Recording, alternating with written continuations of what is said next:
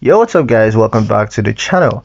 In today's video I'm going to show you guys how to import data from Excel into QuickBooks Desktop. Importing from Excel lets you bring in customer list, vendor list, products and other data without manual entry. So let's get into it. Now the first step is to prepare your Excel file.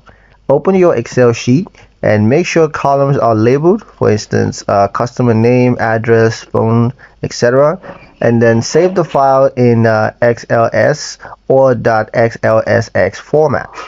Step 2 is to open the import tool in QuickBooks. So go to File, Utilities, Import, and then choose Excel Files.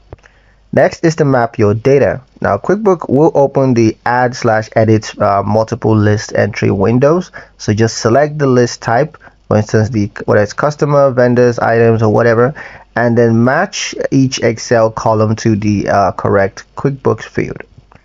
Next is to import the data. Now review the mapping for errors, and if there's no errors, click import to bring the data into QuickBooks. Next is to verify imported data. So go to the relevant list, for instance customer center, to check that everything imported correctly.